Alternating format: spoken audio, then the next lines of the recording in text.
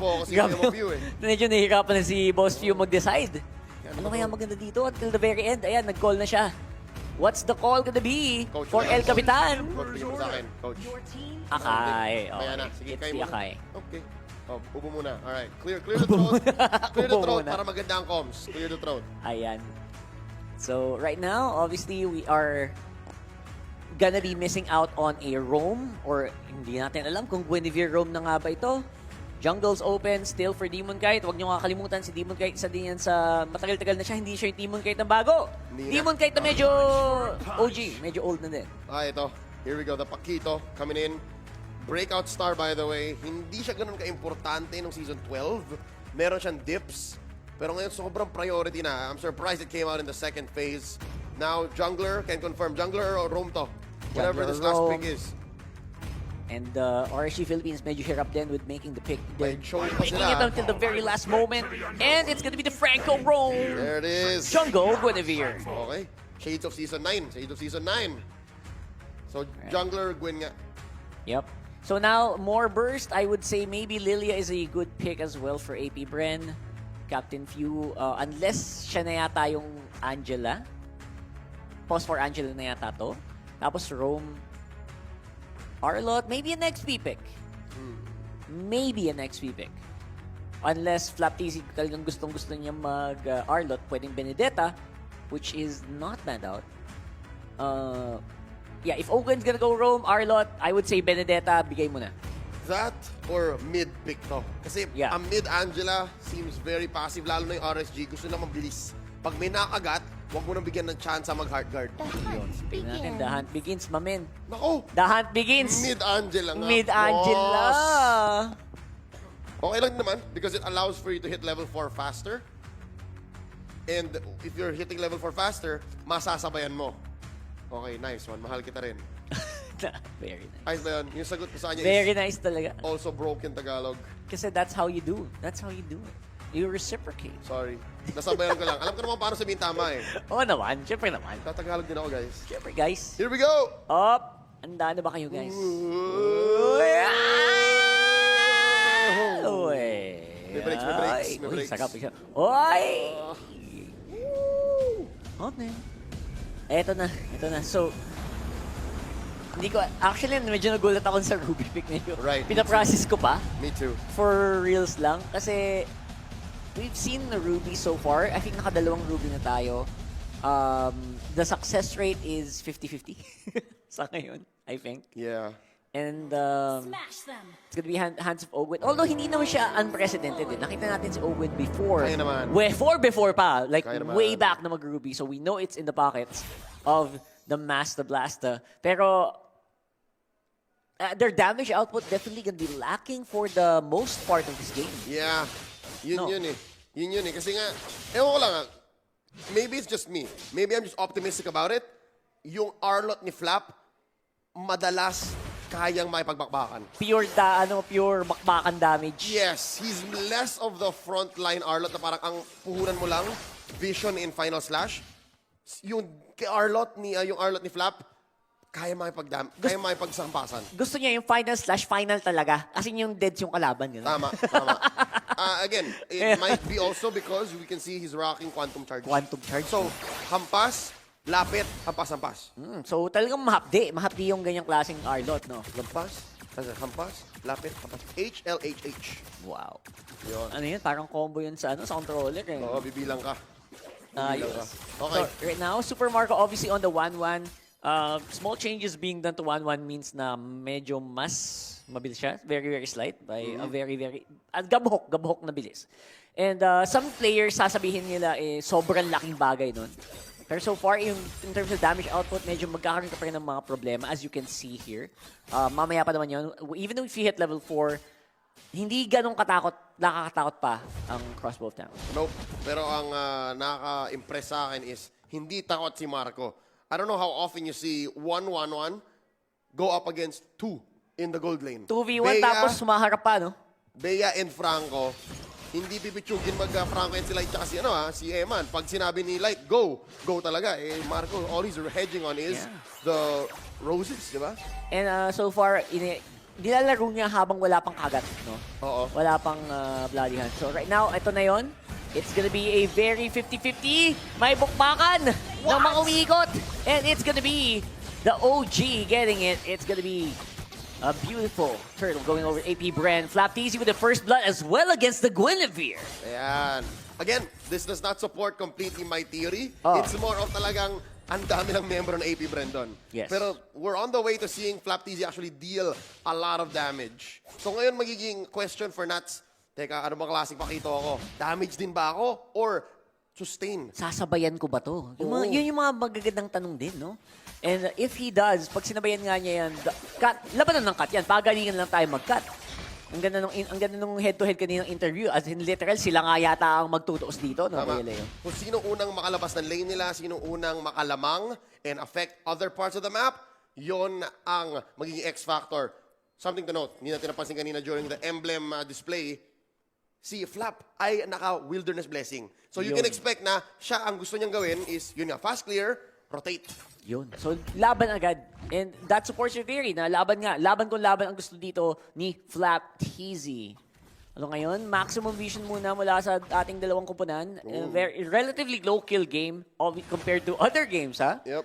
In the tournament so far. Talagang kumakalma lang ang parehong teams natin. Ang disiplina ng Pinoy. Talagang hindi matawaran dito sa MPLI. Sobrang kilala nila isa't isa eh. Ganun yun eh. I mean, if anything, meron ditong player na sabihin natin bago sa dynamics, bago sa bakbakan nila, sa pagharap nila, is si Demon Kite. Ayun. Ibang AP Bren ang nakilala ni Demon Kite noon nung nakasabay niya. Pero wait, Ay! Speaking of Demon Kite, nabigyan yata ng isang malupit na ikutan. And Kyle TZ, siya naman ang mabibigyan with the damage output. Medyo na-underestimate yata nila ang pwedeng ilabas dito ng RSG Philippines. hindi ready yung AP Bren doon. Sila yung mga ganda huli. Sila pang nahuli. Few goes down. And now, Eman forced to use the flicker. O, tatalon si Demon Kite. Ayan na! Tatalon! Ang talon na nakakatakot. Pero syempre medyo malayo at that point si Eman. Pero okay lang. Kuha pa rin naman ng RSG Philippines. Ang gusto nila, which is to get a better position dito sa pangalawang turtle ng laro. May hila, mare-reset. Light, throwing out a hawk. AP Bren, gumanda ang kanilang posisyon despite losing that big engage in mid. Tuloy ang sayaw. And of course, habang sumasayaw, meron din namang maghahanap dito ng target. Etong si Flap TZ, ipagsayawan muna dito kay Aqua. Don't forget, pwede ding magkaroon ng final slash. Etong Valentina ng Aqua, kailangan mong intindihin yun. There's a kill happening over there on that side. And it's a 4v5. AP Bren na naman ang lalamang. Demon Kite na iwan yata ng biyahe. And dahil doon siya muna ang gagarahe, it's gonna be a free for free, and even tayo, quits tayo sa gold. Throughout that whole exchange na unang malaglag si Nats sa mid. And because of that, man advantage for AP Bren. Binigay ni Nats ang sarili niya para sa mid sana. But wait lang, Light. Nagiging powerful yung heart guard nitong si Kuya Fua. Ayan, nabigyan na naman. Light will be the one to fall. And Super Marco, mas maganda nga ang posisyon right now. Hindi pa pala tapos ang AP Bren. Dalawa ang tinutulak patras nitong si Kyle TZ. And that can also result to 2 kills. Pero syempre, aabot muna tayo sa dulo. Healing galing muna para sa AP Bren. At dahan-dahan dumadagdag na ang advantage dito ng mga Bees. Sandwich method ang ginawa doon ng AP Bren. What perfect communications. Sa totoo lang, hindi ko pinapansin si Kyle TZ. I was thinking, oy, teka lang ha, masaya na siya dun sa nanakaw niyang buff. Pero iba pala ang plano. Sabi niya, men, ako nang bahala. Tinuloy-tuloy niya, nakahanap siya. Ihahatid ko sa inyo. Galing. And dalawa pa yung nakuha niya doon, ha? I mean, one would be enough. Oo. Pero yung dalawa, tas muntikan pa nila makuha si Aqua. Eman, pwede na yon. Gold laner yan eh. Gold Core laner. yan. Mission successful. Ayan. And of course, the advantage that you get with the 1-1. So far, I would say na yung mga moments na gano'n, yung mga small na pwedeng makakuha kang advantage and then you take it, that's very AP Brent for me. It's the little lamangs. The little lamangs, bro. They add up and then eventually mapapansin mo, teka lang, almost 1.5k ahead na pala. Kanina, quits lang tayo. Oo, kanina. Ganun kabilis. 200, 300, 700, malaki na nga yun eh. Yes. Pero wait lang, ito, si Nats. Siyempre si Nats, tatrabaho yan. Sabi niya yung gold, kailangan din may konti tayong lamang. And sa baba naman, lalaban kaya ang RSG Philippines. Magandang pwestuhan nila. 4 na miyembro ang naka-ready dito. Nice knock up here coming in from Demon Kite. And of course, the Vile Requiem slows down Owen. Naipit naman. Yan si Kyle TZ, si Light. Palitan talaga ng mga palitan. Rome for Rome as well. And pero buhay pa ngayon si Ogwen. And Flap TZ nasa gitna din getting ready for the intercept. It's a man down for RSG, kaya hindi nila kayang mag-contest. Instead, 4-1 split. Nats, trabawin mo muna. Push, diretso. Tier 2 sa may taas.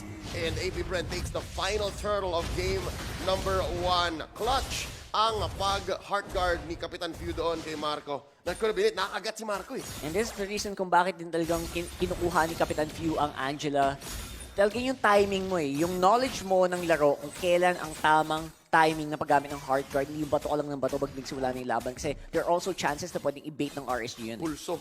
Pulso ng laro. Men, ewan ko lang. Ako lang to. Kung napansin niyo ba to, mga Angela mains. And I'm talking to all 6,300 of you watching right now. Wow. Sobrang daming Angela mains ngayon eh. Sa totoo lang. Daming Angela main? Oo. Sa Tagalog broadcast lang yan. Dumali yung heavy, yung hard guard. Speaking of heavy spin. Ayan, heavy spin. As in, wala nang kailangan trabahuin eh. Talagang basic na para dito sa Apbr, yung mga ganyang galawan. Especially with Kyle TZ, yung mata niya sa paghanap ng mga pwede niyang ipitin sa pader. Napagandang puntahan talaga tuwing may lalapitan si Kyle TZ. Tuloy-tuloy lang, Matic. Back to my point. Ako lang ba, Carl, kailan ako huling nag-Angela? Kasi para sa akin, bumilis lalo yung reaction time. Kahapon. Kahit na sabihin mong naglalak ng kamay mo, Oo. oh, that's just me. I'm not saying Fuse doing it. Pero ako personally, parang dumali. Di ba Dumali. kasi naka-automatic na yung display mo, isang pindot mo lang, pak, responde. It really is. It's so easy, and not to mention also the added effects ng Flask of the Oasis. Even though ni-nerf na nga nila yun, di ba? Yep. I mean, they tried to nerf it. Pero so far, I would say it's still definitely a meta where Angela can really shine. Yep, they also nerfed her wave clear. Pero mukhang hindi yun yung punto. Hindi ng talaga yun Apbr. Lalamang kanila sa turn, lalamang kanila sa team fight, tapos hindi na ayaw makakapag-take advantage nung slower wave clear niya. It doesn't matter. And imagine mo, yung damage ng Apbr dito is mostly on the side of Super Marco. So, yung tiwala ng Apbr sa gold laner nila, kahit technically single target gold laner itong pinili nila, eh talagang ganang-gana. And the trust is definitely working despite, sabi nga natin nung simula, medyo mababa ang DPS ng Apbr with this lineup. Yep, and right now, there's a hook. Ang gandang hook dito, coming in. Hard guard, hindi na magiging sapat para pigilan ang pagbagsak ni Ogwen. 4v5, pero yung turn, sabi natin, ito na lumilipad ako eh. Si Super Marco, dalawang mandala niya with the crossbow tank. Follow up pa ng isang malupit na Deadly Magic doon. Oh! Huli pa, and a follow-up from Flap TZ with a final slash. Gets an almost wipe. Siyempre naman may iwan muna si Nats, pero that's as much as Apbr can get. Hindi ba ito yung sinasabi ko? Wala silang pake kung mahina yung wave clear na Angela. Lalamang kanila sa team fights at doon sila magko-convert. And at some point, magiging mabagal na masyado yung pagtrabaho ni Nats. It's not enough for one XP laner to clear the XP lane or clear the off lane, the long lane, kasi mas mabilis din makaka-respond yung Apbr. Clean take on the first lord. Plus, Very clean nanakaw pa. Naku, makakuha pa yata ng purple buff. Ayan na nga si Kyle TZ. Talagang iniisa-isa nila. Super methodical, super surgical na ginagawa ng Apbr dito na magpagkuha sa mapa. Yup, and because of that 6K gold lead na meron ang Apbr at nako. Ito, sobrang mean na to. Sabihin ko lang, yung iiwan mo yung small purple. Oo. Literal na segundong dagdag insulto yan sa kukuha ng purple buff mamaya. Napapatagal pa lalo yung respawn, which is kulang na nga ang resource dito ng RSG Philippines. Medyo mahirap na ngayon dumipensa, although they still have that wave clear coming in from Eman. Oh! Will that be enough though? Again, knockups galore coming in from both sides. Pero looks like Eman muna ang makakuha kasama si Demon Kite.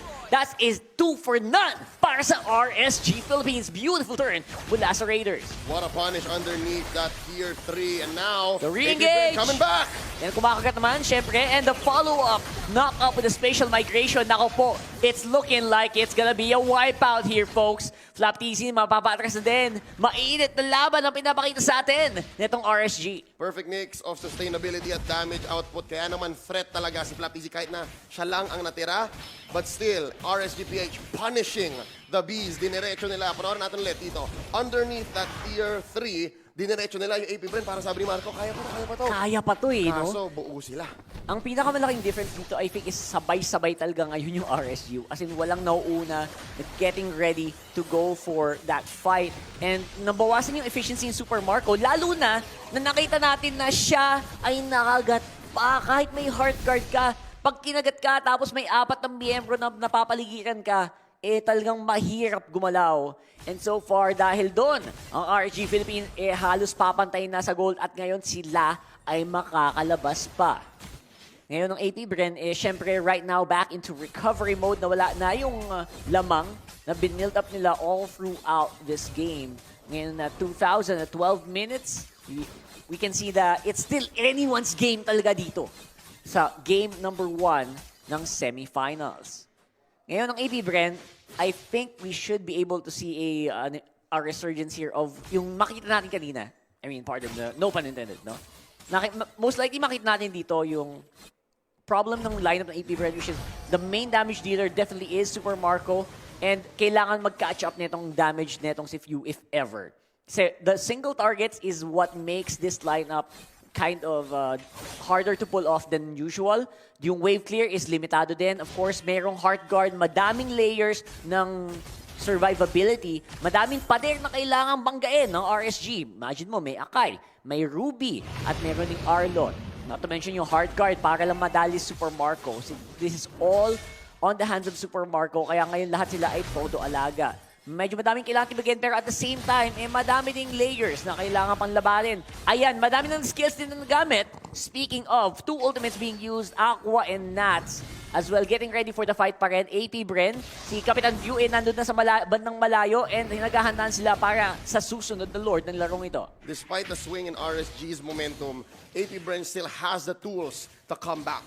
Ito na, kahit na sabihin natin humina ang wave clear ng isang Angela, positioning-wise, map pressure pa rin yan. Kaya nga naman ngayon sa Lord Dance, lamang Apbr with the pull, Flap committing ayan na, something. pumasok na. Pumasok na, Demon Kite. Of course, medyo pang nakot lang siguro na spatial migration yon. And Flap TC nagamit na pala. Yung final slash, is this the signal? Looks like Kyle TC pa rin ang mananaeg doon sa Retribution. Nuts! Wow, ang dami. Nagsitalo na ng lahat. Mga kaibigan, RSG Philippines, medyo duminipis na ang buhay ng kanilang mga frontline. And dahil doon, makita natin ang efficiency ni Super Marco, pataas na ng pataas. Malas spaghetti. 4-1. Ika nga ni Rochelle. She's a sex bomb dancer, right? Tama. Alright. Looking back at it, Apbr 1-for-1 trade. Pero kanila pa rin yung Lord despite Aqua finding the flank dun sa may bandang likod. Yes. Speaking of gold, Super Marco, kahit sabihin natin meron siyang asim moments, siya pa rin ang nananaig sa gold lead. Siya pa rin ang nag-iisang reliable damage source ng Apbr. Oo naman. Pero ika nga din ni Rochelle, hindi tayo pinanganak para di lumaban. Lalaban pa rin ng RSG Philippines. Level 15 si Eman. Good itemization as well means may ganda ang DPS niya. Lumalaban ngayon with the heart guard. Etong si Super Marco, and looks like isa-isang mawawala rather ang frontliners nitong parehong teams ito, and that means it's gonna be a reset again para dito sa Apbr. Hindi ginagawang madali ng Apbr ang pagdepensa. Just the same, RSG PH, lahat ibabato nila, lahat ibibigay para protektahan ang base. And that's why si Nats, for what now, 10 minutes? 10 ang laro ni minutes. Nats, hindi guys, kayo muna dyan, 4-1 hanggang kaya, hanggang ready kayo, tatrabuhin ko the rest of the map. Nakakatakot yung ganun no? Kasi pag nangyayari yung ganyang ginagawa ni Nats, paulit-ulit siyang lumilipad sa split push, ganun. May mga moments na hindi mo papansin, ay nasa likod na pala siya. Akala ko nag-i-split push siya Kaya, diba? Kaya ganun kalupit si Nats. Si Nats ngayon, 1-for-1, sinasabayan niya yung cross-map pressure ni Few. Oo. Imaginein mo yun, yung Pakito naglalakad, tumatakbo. Si Few, isang pindot lang. Sumasama na. And you can only do that pag maganda yung understanding mo nung macro game natin no? Talaga naman. And of course, Iron Hook already used, sabi ni Flap TZ. Ito na yata yung go signal para lumaban tayo si Emma ng target ko. No, my goodness, Bennett's Rage gonna be missing out. And down goes the gold laner of RSG Philippines. 2-4-none. Pati sila ay susunod na rin. Sulit ang engage ng Apbr. Yan, nahanap na ni Flap TZ yung moment niya. Yung shining moment niya para sa game number 1. Kung saan nahanap niya at nabigyan etong si Eman. At yun ang perfect target. Almost 99% of the time. Now, Nats cutting the wave. Ito ang kailangan mong gawin. Bottom lane gonna be the target. Up next. Yup, magandang humila doon. Coming in from Ogwen. Umigot naman ngayon etong si Aqua. Pero ayan na, nag-cooldown na ulit ang final slash na itong si Flap TZ. At naisa-isa na ang mga miyembro ng RSG Raiders. Babagsak muna for the meantime. Kaya ba i-clear ni Eman ang minions just to buy some time? Light coming out as well since sabay nga silang nadali kanina. At itong minion wave na to, this is gonna be the biggest question of them all. What's it gonna be? Tinutulak na lang palayo si Eman going for the kill. Light, babagsak na rin. That's it, the base, susunod na ang base. And it is a wipeout. Apbr taking out the Raiders for game number 1.